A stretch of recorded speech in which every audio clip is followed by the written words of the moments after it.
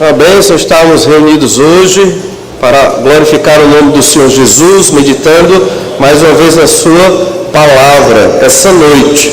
Nós temos caminhado no livro, na epístola de Tiago, pastor ali da igreja de Jerusalém, e nós temos observado que essa igreja fugiu de Jerusalém, em Atos capítulo 8, verso 1, e os mais de 5.000 membros daquela igreja se espalharam por várias províncias do Império Romano, e meio que Deus os obrigou a serem missionários, visto que aquela igreja não tinha enviado um missionário até aquele momento, e já tinha condição de enviar.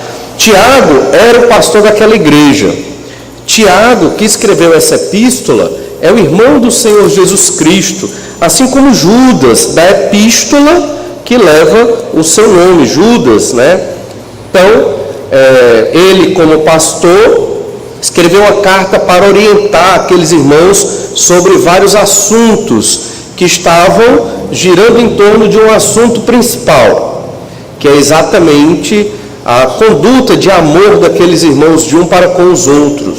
Os irmãos não estavam se ajudando, não estavam se amando, estavam falando mal uns dos outros, uns injustiçados, outros maltratavam alguns irmãos, tinha aquele problema dos irmãos mais ricos contra os irmãos mais pobres, e Tiago escreveu uma carta, em muitos aspectos muito dura, para que aqueles crentes aprendessem a amar uns aos outros. E nós estamos chegando no final dessa epístola, onde aqui nós observamos vários conselhos. No capítulo 5, é um capítulo muito interessante dessa epístola, a partir do verso 12 até o final, nós temos vários conselhos que podem muito bem estar relacionados com este problema de relacionamento entre os irmãos, aqueles irmãos da igreja que tinham fugido, que não amavam uns aos outros, não apoiavam, não ajudavam, até financeiramente o irmão carente, com dificuldade, ou podem ser apenas conselhos gerais que Tiago, este pastor, estava dando para aqueles irmãos. Nós queremos hoje observar um desses conselhos. Tem conselhos sobre juramento, sobre sofrimento e oração, sobre confissão de pecados e sobre a conversão de irmãos. Então são 4 grandes conselhos aqui. Vamos observar hoje apenas um conselho sobre juramentos. E pensando nisso, é que nós devemos meditar no valor da nossa palavra. E a ideia é que você medite nisso, né? A nossa palavra, nós crentes no Senhor Jesus Cristo, ela ainda tem muito valor. Aquilo que nós falamos, aquilo que nós confirmamos, o nosso parecer deve ter valor. Certo que podemos falhar, somos pecadores, mas apesar disso, temos que prezar para que a nossa palavra seja uma palavra de valor. O crente, ele em tese, né, biblicamente falando, ele não precisa assinar um acordo. A palavra dele é suficiente. Deve ser suficiente para garantir qualquer compromisso.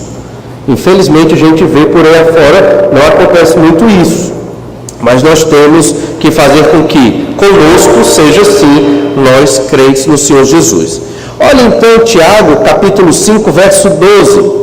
Acima de tudo, porém, meus irmãos, não jureis nem pelo céu, nem pela terra, nem por qualquer outro voto. Antes seja o vosso sim, sim, e o vosso não, não, para não cairdes em juízo.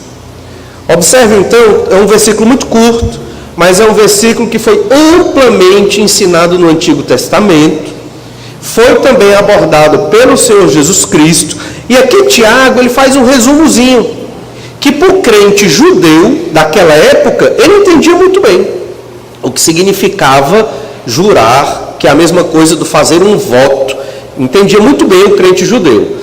Nós, pelo menos a maioria de nós aqui que não é judeu, que não tem essa tradição da lei de Moisés, podemos entender erradamente esse versículo. Por isso nós vamos ter que retomar algumas partes do Antigo Testamento para entender bem o que esse texto quer dizer. E eu já adiantei, esse versículo quer nos exortar a termos uma palavra firme.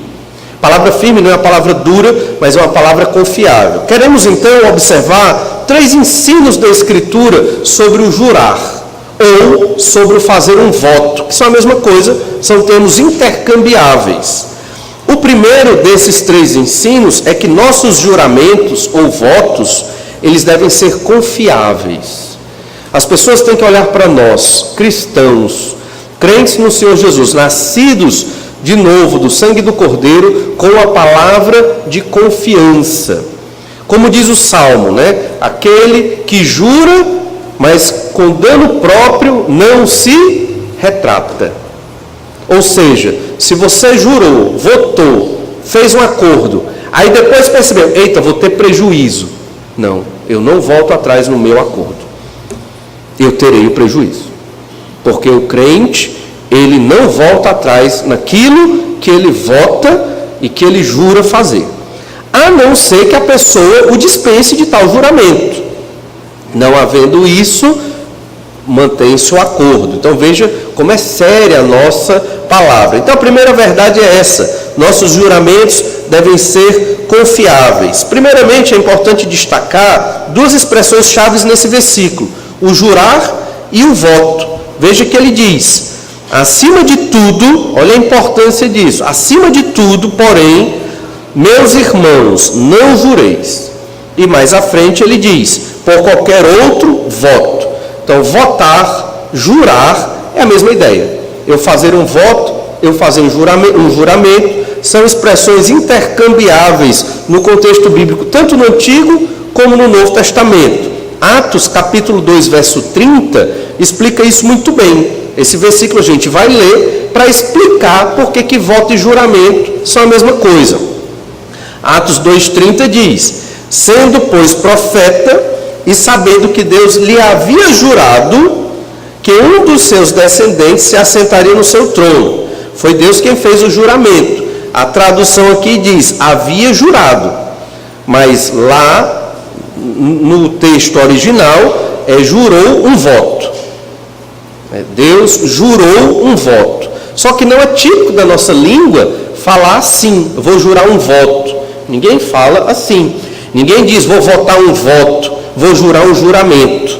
Mas tanto no Antigo Testamento como no Novo se diz jurar um juramento, jurar um voto ou votar um voto. Como é que nós falamos no português? Vou fazer um voto, vou jurar ou vou fazer um juramento. Essa redundância não é típica da nossa língua, mas é típica das línguas antigas, como foi feito aqui. Só que aqui não foi votar um voto, nem jurar um juramento. Foi jurar um voto. Então, são termos intercambiáveis e nós podemos analisar desta forma.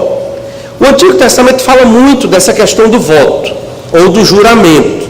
Olha Deuteronômio 23, a partir do versículo 21. Votar era uma prática explicitada na lei de Moisés, que possui a função de um comprometimento a mais com Deus. Eu já tenho um compromisso, mas eu quero me comprometer mais com o Senhor. Vou fazer um voto a Deus, para ser mais fiel ainda do que já sou ao Senhor. Deuteronômio 23, 21 diz assim: quando fizeres algum voto ao Senhor, teu Deus, não tardarás em cumpri-lo, porque o Senhor teu Deus certamente o requererá de ti, e em ti haverá pecado, se não cumprir, é claro. Porém, abstendo-te de fazer o voto, não haverá pecado em ti. O que proferiram os teus lábios, isso guardarás e o farás, porque votaste livremente ao Senhor teu Deus, o que falaste com a tua boca. Esse versículo já deixa claro, esses versículos, que você não é obrigado a fazer um voto a Deus. Mas se o fizer, cumpra. Se o fizer, cumpra. Senão, está em pecado. Você é livre para não votar, para não fazer um juramento a Deus. Mas se o fizer, tem que cumprir.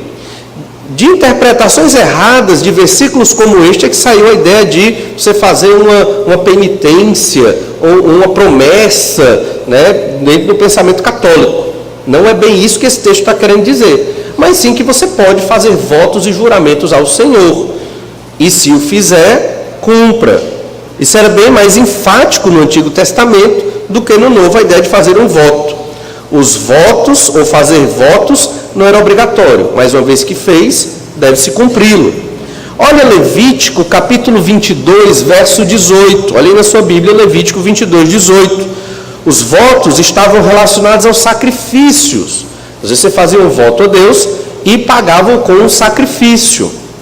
Olha, nesse versículo diz: Fala a Arão e a seus filhos e a todos os filhos de Israel e dize-lhes: qualquer que é da casa de Israel ou dos estrangeiros em Israel apresentar sua oferta, quer em cumprimento de seus votos ou como ofertas voluntárias, que apresentar ao Senhor em holocausto, aí ele continua. Então a ideia aqui é que você apresentava sacrifícios de adoração a Deus em cumprimento dos votos que você fez ao Senhor. Ainda em Levítico 23, verso 38, diz assim, Levítico 23, verso 38, além dos sábados do Senhor e das vossas dádivas e de todos os vossos votos e de todas as vossas ofertas voluntárias que dareis ao Senhor. Então você votaria a Deus algo e pagaria com sacrifícios de oferta a Deus. Era uma forma de fazer votos no Antigo Testamento. Números, capítulo 15, versículo 2. Olha Números 15, verso 2. Deus dizendo para Moisés falar aos filhos de Israel. Fala aos filhos de Israel e dize-lhes: quando entrardes na terra das vossas habitações, já preparando para entrar na terra de Canaã, terra prometida, que eu vos hei de dar, e ao Senhor fizerdes oferta queimada, holocausto ou sacrifício, em cumprimento de um voto, ou em oferta voluntária, ou nas vossas festas fixas, apresentardes ao Senhor aroma agradável com sacrifício de gado e ovelhas, e ele continua, não é necessário nós lermos.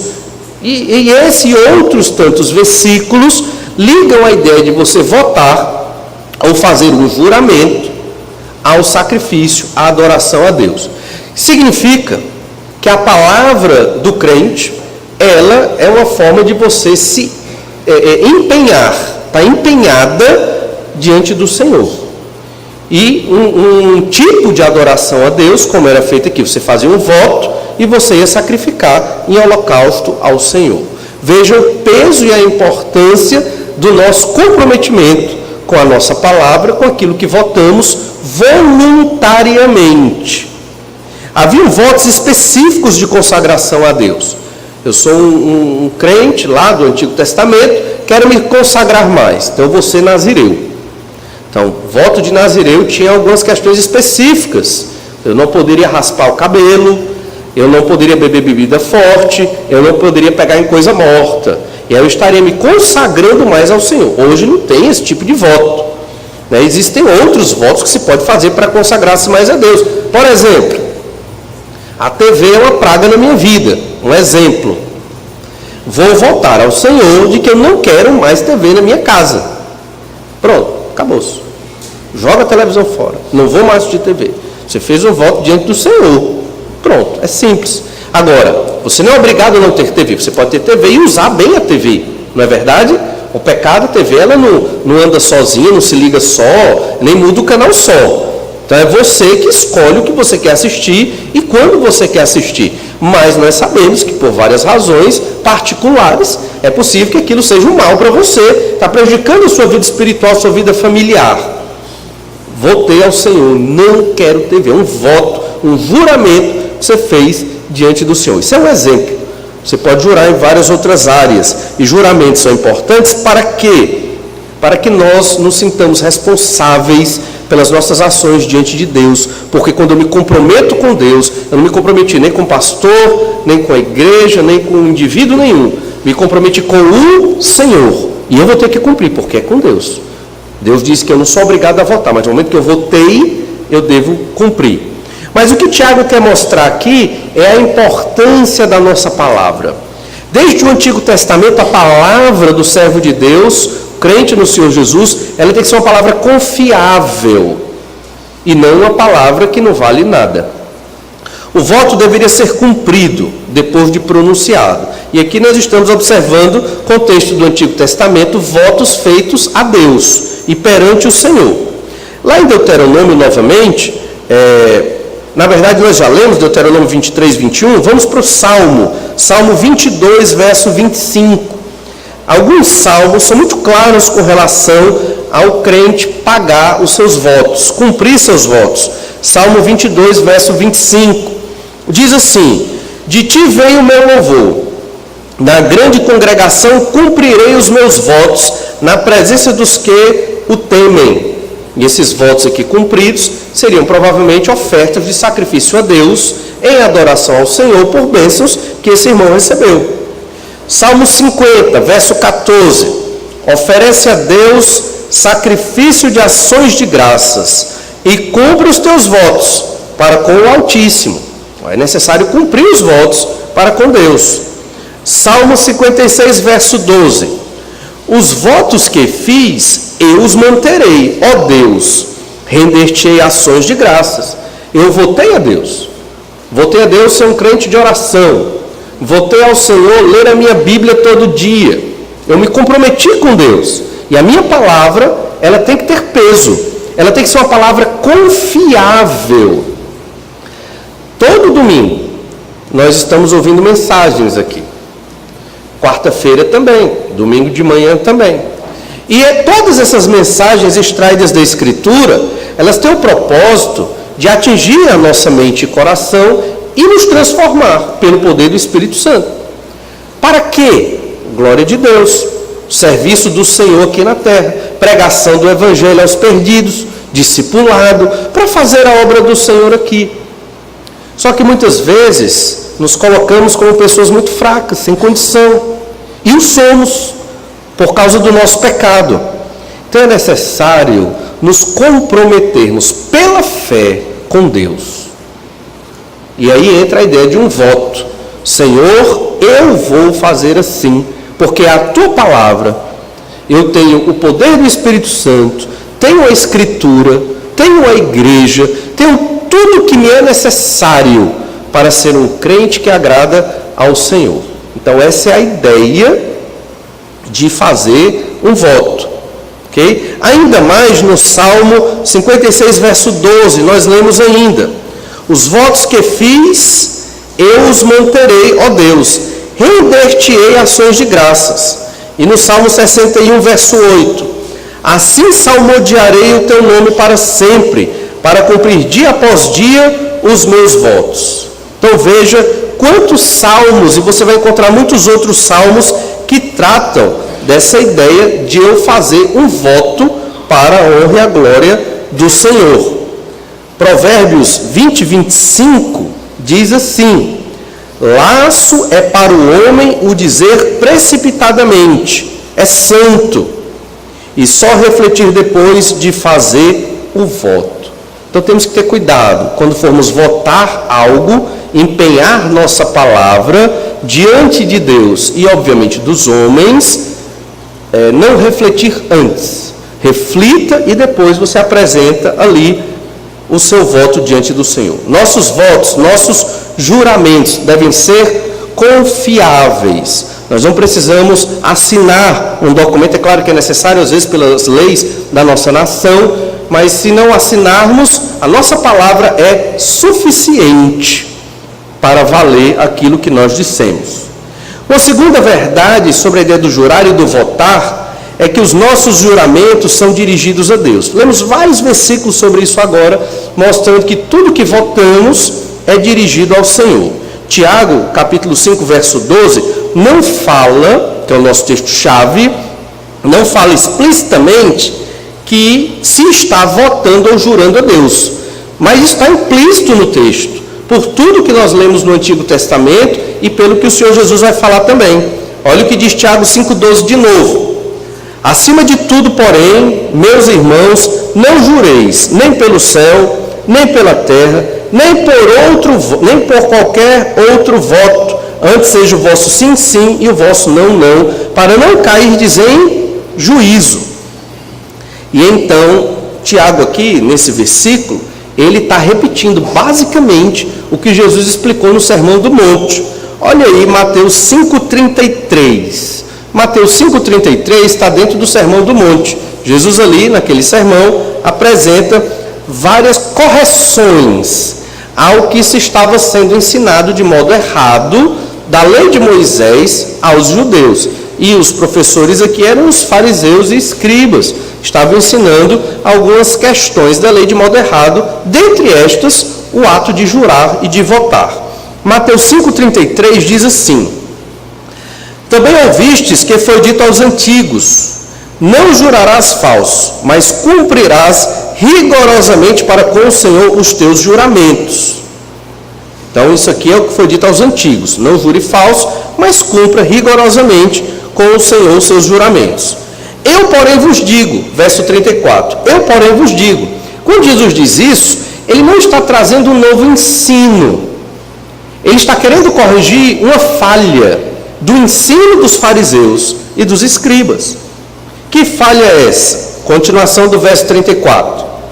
De modo algum jureis, nem pelo céu, por ser o trono de Deus, nem pela terra, por ser estrado dos seus pés, nem por Jerusalém, por ser cidade do grande rei. Nem jureis pela tua cabeça, porque não podes tornar um cabelo branco ou preto. Seja, porém, a tua palavra sim, sim, não, não. O que disto passar vem do maligno. Quando Jesus diz, veja que é idêntico ao versículo de Tiago. Tiago que reproduz o ensino de Jesus. O que é o sim, sim? É porque se eu disse sim, o meu sim não pode ser não. E nem o meu não pode ser sim. O meu sim tem que ser sim e o meu não tem que ser não. Engraçado, né? Mas é isso mesmo. Porque às vezes você diz sim, fizemos um acordo, combinado. Amanhã, não. Desfaz o acordo, não dá certo. Não, não pode. O seu sim tem que ser um sim. Casamento é um voto diante de Deus. Pense bem antes de casar, você que é jovem que vai casar. Porque o seu sim é um sim diante de Deus. E se você votou, você tem que cumprir. Você tem que cumprir. Ou não vote. Você é obrigado a casar? Não é obrigado a casar. Não é verdade? Você não é obrigado a casar. Ninguém está obrigado. Antigamente a turma obrigava, né? Hoje não mais. Você não é obrigado. Mas se vai casar, o casamento é um voto. É um juramento. E lembre-se, as pessoas mudam, geralmente para pior. Geralmente para pior. Eu não estou querendo desmotivar os jovens de casar, não. Estou querendo que eles casem pela fé, tendo entendimento do que é. Porque se você espera a pessoa perfeita, não tem pessoa perfeita. Até porque você não é perfeito. Então, são pecadores. Você vai administrar os pecados seus, né, e da sua esposa e a esposa do marido. É uma administração de pecados para vivermos mais santos diante de Deus. E quando eu falar administrar pecado, é o perdão, é o sofrer o dano, é a dificuldade da convivência. Ah, então o casamento é muito ruim. De forma nenhuma. Porque a vontade de Deus é boa, perfeita e agradável. E o casamento é a vontade de Deus. Mas deve-se entrar dentro de um casamento entendendo isso. É um voto diante do Senhor. Não se quebra este voto, porque foi feito diante de Deus. Isso serve para o casamento, como serve para todas as outras áreas da vida que você se compromete. Tanto que quando os meus filhos me pedem alguma coisa, eu não prometo. Eu sempre digo, vou pensar. Já para não, porque se eu disser vamos, é vamos. Se eu disser não, é não. Então eu digo, não, espera. Estou pensando, então não me comprometi. Eu não sou obrigado a me comprometer, mas eu posso pensar. Não é verdade? Então temos que aprender a cumprir os nossos votos.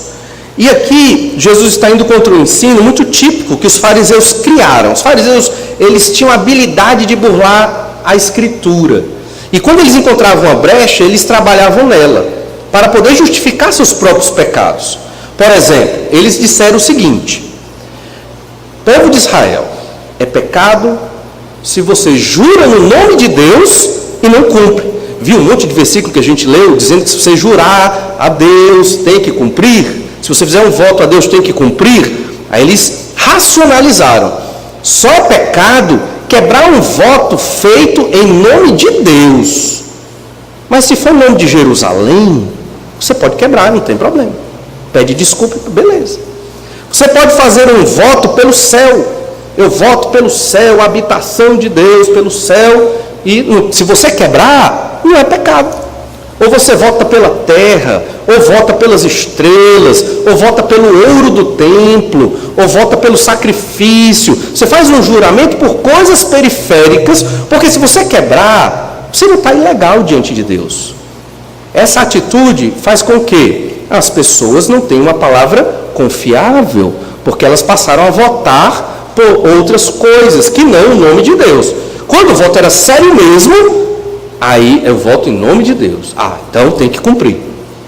Essa racionalização fez com que o povo não tivesse segurança naquilo que falava. E então, resultado, pecado diante de Deus. Isso afetou o casamento.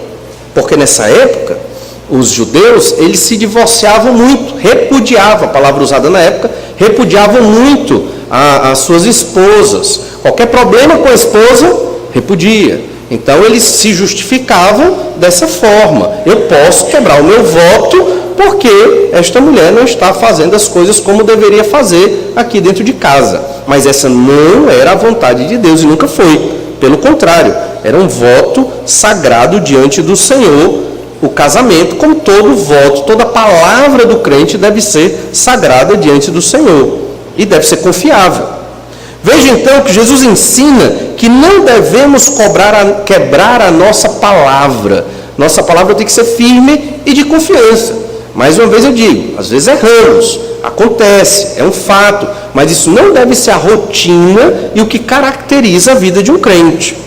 Nossos juramentos sempre são dirigidos ao Senhor. Então aquilo que você fala, você é um representante de Deus na terra, você é filho de Deus. Você foi comprado pelo sangue do Cordeiro. A sua palavra, ela tem que ser íntegra. E é isso que Tiago está combatendo aqui. E aconselhando aqueles irmãos. Irmão, se você disse que ia fazer, faça. Essa é a ideia do voto e do juramento que Tiago está colocando aqui. Se você diz que vai ajudar o seu irmão que está com problema, ajude. Se você diz que vai realizar uma obra ali, realize. Mas não diga que vai fazer e não faça. E uma terceira verdade é que votos falsos são hipocrisia diante de Deus. Você se torna hipocrisia no sentido de você se torna um ator. A ideia do hipócrita é aquele que usou máscara na cultura grega e representava uma outra pessoa. Aquele que diz que vai fazer algo e não o faz, ele é um hipócrita. O texto de Tiago 5,12, ele tem uma peculiaridade aqui. Vamos ler de novo Tiago 5,12. Acima de tudo, porém, meus irmãos, não jureis nem pelo céu, nem pela terra, nem por qualquer outro voto. Antes, seja o vosso sim, sim, e o vosso não, não, para não cairdes em juízo. Né? Talvez a maioria das traduções seja assim, não é? Para não cairdes em juízo. Tem alguma diferente aí? Condenação. Oi? Condenação. Mas a palavra para juízo ou condenação é hipocrisia, literalmente. Para não cair em hipocrisia. Você vai lá no texto grego, onde da tradução desse texto aqui, lá no lugar de juízo ou condenação tem hipocrisia. O que é que isso significa? Que a hipocrisia, ela atrai para si o juízo de Deus, a condenação de Deus. Jesus condena os hipócritas, e o hipócrita é aquele que diz sim, mas muda em não, ou diz não e muda em sim. Não é confiável a palavra desta pessoa, é um hipócrita. E nós observamos isso em outro ensino do Senhor Jesus. Além de Tiago ter apresentado isso, Mateus 23, verso 16, nós observamos que Jesus, ele combate a hipocrisia daqueles que juram falsamente. Olha aí Mateus 23, verso 16.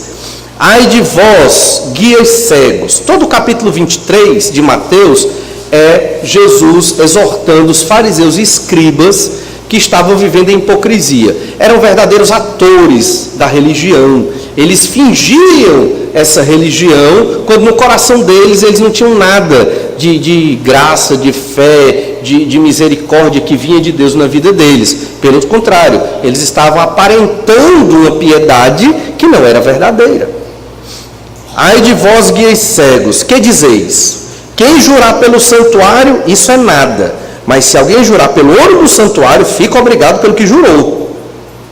Eles racionalizavam. Olha, se você jura pelo templo, não tem problema. Você quebrando esse juramento, não tem problema. Mas se você jura pelo ouro do templo, aí sim, o seu juramento é válido, você tem que cumprir aquilo que você jurou. Verso 17. Insensatos e cegos, pois qual é maior, o ouro ou o santuário que santifica o ouro? E dizeis, aí Jesus volta a falar agora o ensino do fariseu de novo, verso 18, quem jurar pelo altar, isso é nada, quem porém jurar pela oferta que está sobre o altar, fica obrigado pelo que jurou. Mas Jesus responde, cegos, pois qual é maior, a oferta ou o altar que santifica a oferta? Então qual é a diferença? Jurar pelo templo e pelo ouro do templo. Jurar pelo altar e jurar pela oferta. Qual é a diferença? Não existe diferença. Se você jurou, cumpra. Não importa pelo que você jurou. Porque todo juramento que nós fazemos é um juramento diante de Deus. Se dissemos que vamos fazer, temos que fazer. Não sou obrigado a me comprometer. Não sou obrigado a jurar e a votar. Mas no momento que eu faço, no momento que faço um acordo, empenho a minha palavra, tenho que fazer. Jesus, então, passa a explicar este erro que os fariseus e escribas naquela época ensinavam ao povo. Hoje é bem diferente, mas o princípio é o mesmo, ter uma palavra confiável. Ainda no verso 23, capítulo 23, olha o verso 20, Mateus 23, 20, diz assim, portanto, quem jurar pelo altar, jura por ele, e por tudo o que sobre ele está. Quem jurar pelo santuário, jura por ele, e por aquele que nele habita. E quem jurar pelo céu, jura pelo trono de Deus, e por aquele que no trono está sentado. Ou seja, não importa pelo que você jura, sempre vai cair aonde? Em Deus. Você sempre está jurando pelo Senhor. Então a sua palavra sempre tem que ser cumprida. Se você disse que vai fazer, faça. E isso vale muito para a nossa vida espiritual. Como eu disse no início, nós ouvimos muitas mensagens. E aquele momento depois do sermão para você orar, é o momento de você conversar com Deus e se comprometer. E conversar com o seu Senhor e refletir sobre aquilo que você ouviu. E onde você precisa se comprometer com Deus de que vai mudar. E isso a partir da oração e da força do Espírito Santo que Ele nos dá. Eclesiastes, capítulo 5, é um texto que fala muito sobre o voto. Eclesiastes, capítulo 5, verso 2. Diz assim, não te precipites com a tua boca, nem o teu coração se apresse a pronunciar palavra alguma diante de Deus. Então você tem que ter sabedoria, não se precipite. Porque se você fala e se compromete, é diante do Senhor. Porque Deus está nos céus e tu na terra. Portanto, sejam poucas as tuas palavras. Porque dos muitos trabalhos vêm os sonhos, e do muito falar palavras nécias. Conselho do sábio rei Salomão aqui na sua velhice é, reflita bem naquilo que você vai se comprometer. Porque depois de ter se comprometido, não pode voltar atrás. Você deu a sua palavra, você empenhou um voto, um juramento. Para nós isso parece um tanto estranho, porque constantemente talvez nós quebremos os nossos votos, os nossos juramentos, e a nossa palavra seja muito superficial naquilo que empenhamos. Mas temos que fazer valer a nossa palavra, ela tem que ser confiável, principalmente nos votos de maior expressividade, como no casamento. Por isso que quando você votou, você que é casado, você votou viver com aquela mulher ou com aquele homem, na alegria ou na... Mas quando vem a tristeza, você não quer mais, né? Esse é o problema, né? Você votou na saúde e na doença. Mas quando vem a doença, você não quer mais estar com o doente. Parece engraçado, mas é muito sério mesmo. Porque as pessoas falam estes votos no casamento da boca para fora. Mas não é da boca para fora. é diante de Deus, do casamento e de tudo que nos comprometemos em fazer aqui nessa terra, porque nós temos este fundamento de caráter, que é Deus. Não é nosso, nem é uma construção da sociedade, mas o nosso fundamento de ética, de caráter, de moral, vem de Deus. Então, sempre quando nos comprometemos, nós estamos dizendo sim ou não diante de Deus. E Eclesiastes ainda diz, verso 4, Eclesiastes 5:4, quando a Deus fizeres algum voto, não tardes em cumpri-lo, porque não se agrada de tolos, cumpre o voto que fazes. Deus não se agrada de tolos. Tolo é quem se compromete com Deus e não cumpre. Então, cumpramos os nossos votos. E o verso 5, melhor é que não votes do que votes e não cumpras. Não consintas que a tua boca te faça culpado, nem digas diante do mensageiro de Deus que foi na advertência. Por que razão se iraria Deus por causa da tua palavra, a ponto de destruir as obras das tuas mãos? Porque como na multidão dos sonhos há vaidade, assim também nas muitas palavras, tu, porém, teme a Deus. Nossas palavras são realmente atos. Nossas palavras possuem ações. O crente, ele não fala por falar. Ele pensa no que fala. E quando fala, ele cumpre. Porque ele entende que está se comprometendo primeiro diante de Deus, para poder se comprometer em seguida com os homens. Quer seja num casamento, quer seja num acordo comercial, quer seja numa promessa simples, mas você prometeu. Às vezes não controlamos todas as esferas, né, ao nosso redor e podemos falhar num dado compromisso, porque não controlamos tudo. Eu vou chegar a tal hora, mas aí teve um acidente, um sinal de trânsito quebrou, uma pessoa precisou urgente, aí você acaba que não chegou naquela hora. É compreensível, mas nós devemos viver dentro destes compromissos, principalmente no nosso casamento, nas famílias, na criação dos nossos filhos. Nos comprometemos de que estaríamos criando os nossos filhos debaixo do caminho do Senhor. E eu deixei para o final algo que a gente ia fazer no começo, exatamente para ilustrar isso, né? Hoje temos também uma parte especial no nosso culto, que é a apresentação de mais uma criança. Ela está chegando ali, né? E é a Cecília, né?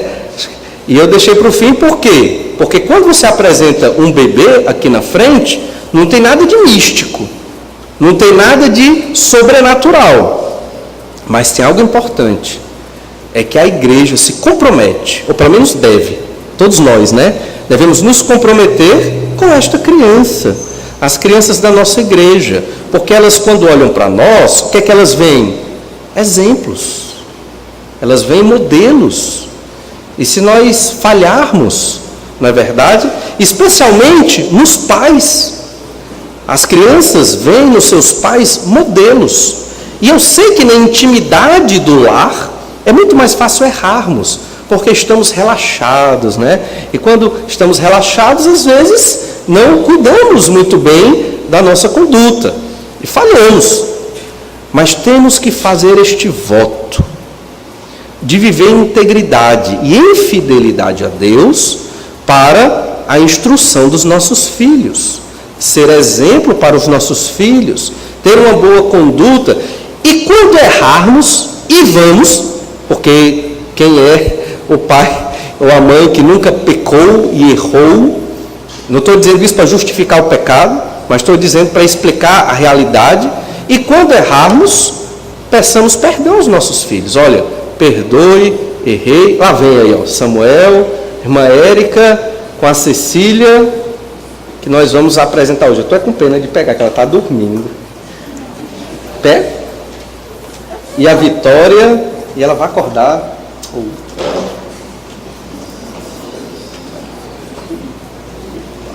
Tá certo.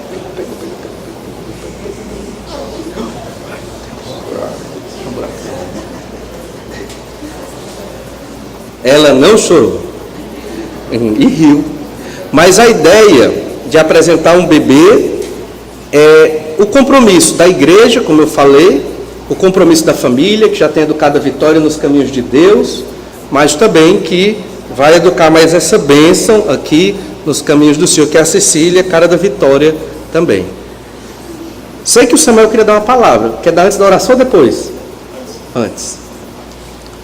Irmãos, é só agradecer por todas as orações, pelo apoio que toda a igreja tem nos dado. Eu sei que alguns irmãos não vêm nas quartas-feiras no culto de oração, a gente já agradeceu, mas usar essa oportunidade para agradecer mais uma vez pelas orações de todos e, em primeiro lugar, ao nosso Deus, por essa bênção. Obrigado. Então vamos orar para que Deus nos abençoe a Cecília, irmão Samuel, a Érica e a Vitória. Pai amado, nós te louvamos porque o Senhor é maravilhoso e tem feito grandes maravilhas, ó Pai, grandes bênçãos no nosso meio. Hoje vimos na tua palavra o compromisso que devemos ter. Senhor Deus, abençoa essa família, abençoa o Samuel, a Érica e a Vitória, neste compromisso de cuidar da Cecília diante do Senhor, para que ela também, assim como tem sido feito com a Vitória, que ela também seja instruída na tua palavra e venha a crer no Senhor Jesus Cristo, para a honra e glória do nome do Senhor. Abençoa o Samuel em tudo, ó Pai, todos os desafios que ele tem e terá. Mas também, Senhor Deus, eu te peço por todos nós, pela tua igreja, que também votemos, assumindo o compromisso de sermos testemunha do Senhor Jesus para as nossas crianças, jovens, adolescentes, para que eles tenham exemplo a seguir, apesar do nosso pecado e das nossas falhas. Pedimos a tua bênção, ó Pai, para a Cecília, protege-la do mal, Senhor, cuida dela em tudo e abençoa para que breve ela creia no nome do Senhor Jesus. É o que te pedimos, no nome do Senhor Jesus Cristo. Amém.